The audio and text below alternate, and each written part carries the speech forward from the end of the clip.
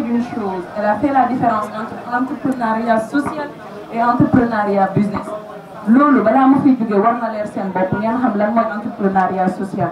Posez leen ko le maximum de questions mu répondre leen balaa may dem parce que à coup sûr ñëpp naruñ nekk ay entrepreneur business am nañu nar a nekk ay entrepreneur social.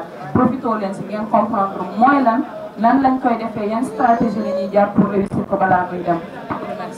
Donc, si vous avez des questions à poser, peut-être je vous parle de mon parcours et vous me posez des questions par rapport à ça.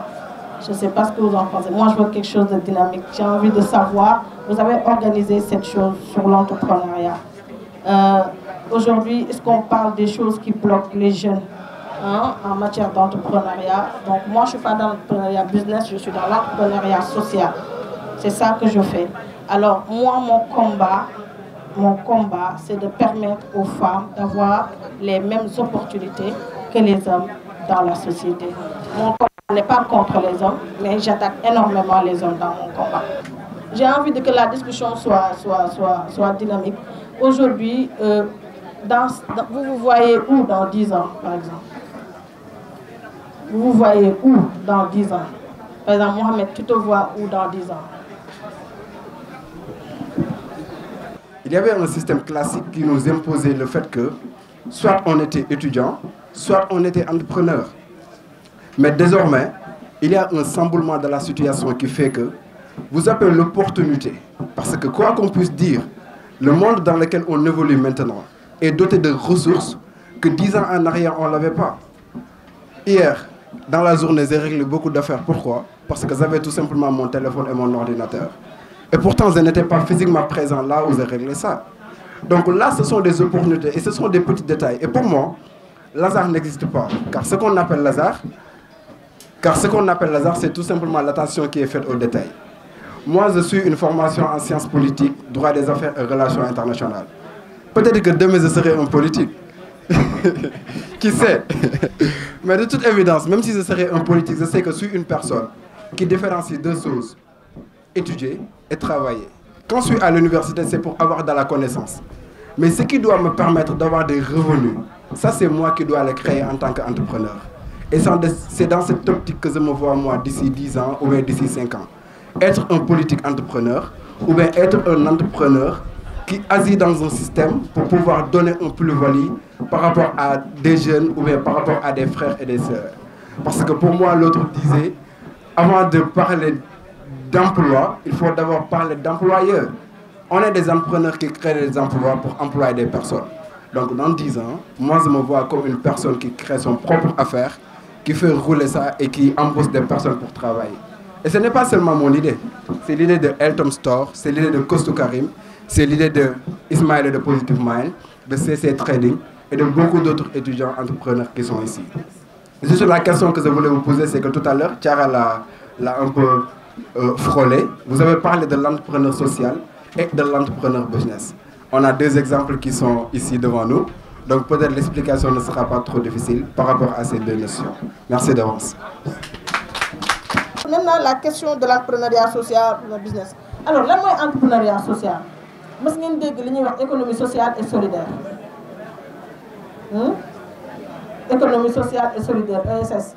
Économie sociale et solidaire, la plupart, quand on France par exemple, France, par exemple, jeunes yu bari légui, c'est vrai que nous sommes entrepreneuriat business, mais nous sommes entrepreneuriat business impliqué dans l'entrepreneuriat social.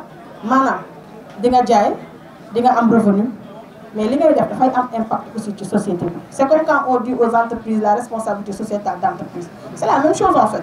Vous voyez un peu, c'est-à-dire l'économie sociale et solidaire, bon, une entreprise bon, par exemple, dafay jaay di jënd comme qui am entreprise par exemple imprimerie ou quelque chose comme ça, mais imprimerie bi dafay intégrer par exemple un aspect social.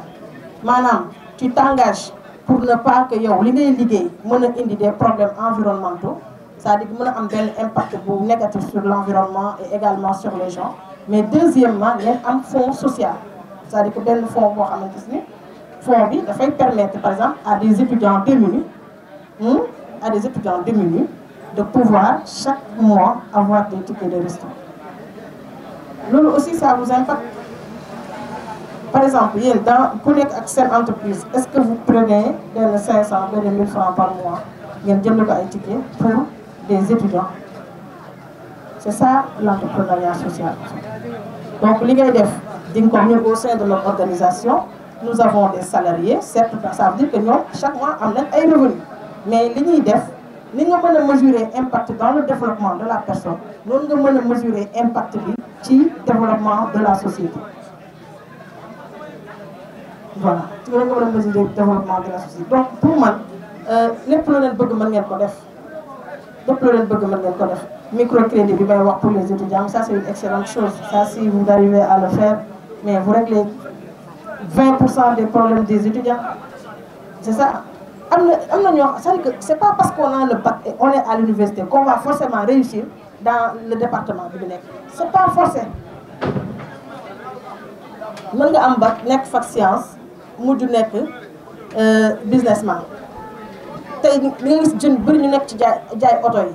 dañaa moom man fag laa nekkoon wala dara am na benn jeune boo xamante ni léegi taxi allo taxi Dakar la yor allo taxi dem Kaolack ñëw et tout et pourtant jàngkat la étudiant la donc cherchez-vous d'autres alternatives ba pare di bañ a xeeb nag parce que y a pas de sous-métier te étudiant Sénégal yi looloo leen sonal man bi may nekk étudiant fii am na benn gars bu doon jaay café Touba ci buntu bi et tout je suis sûr que maintenant c'est un millionnaire et que les gens qui portaient les costumes là les étudiants qui aimaient parler au bon français sont toujours là encore en train de non mais c'est vrai c'est-à-dire les étudiants dañu am benn bulle bu ñu nekk foog ñu toll costume làkk un gros français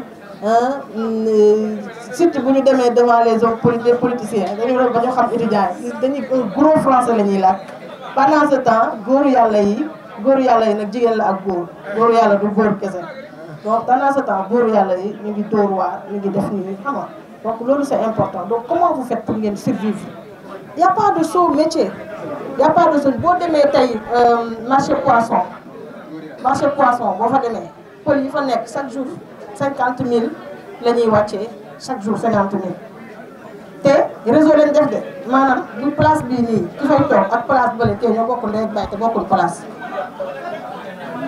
non c'est pas grave moo nekk ñoom ñoo bokk te bokkuñ place en fait. Donc ça veut dire que imagine ñu nekk 4 personnes wala 5 personnes yoo xam ne ñoom ñoo bokk te benn néeg la ñuy yor en fait chaque jour ñu wàcceendoo 50 000 mais loolu boo ko bëggee def loo étudiant day koy bañ du ko nangu donc des fois vous êtes les sources de vos propres problèmes des fois les étudiants sont les sources de leurs propres problèmes voilà donc pour man étudiants yi war nañ génn ci affaire de costume franchement te dugg ci dëgg-dëgg li ñuy wax entrepreneuriat c'est ça.